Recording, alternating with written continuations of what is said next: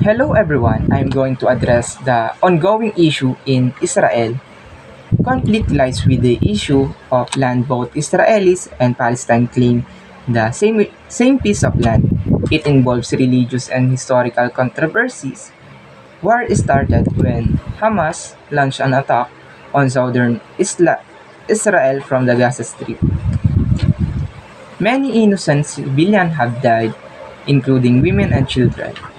We must know that this kind of violence can cost human lives. It involves human rights. Both parties may have suffered loss and damages, catching the attention of medias internationally.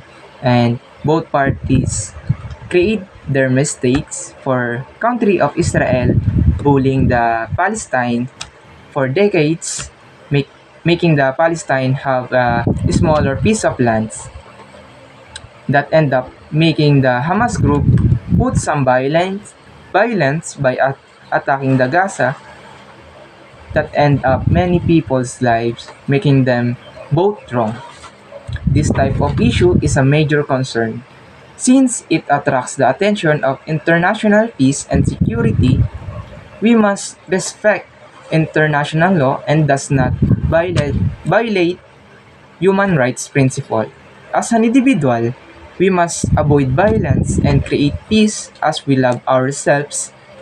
God does not want this kind of life-taking action. Instead, let the international law make some decision to end the disagreements.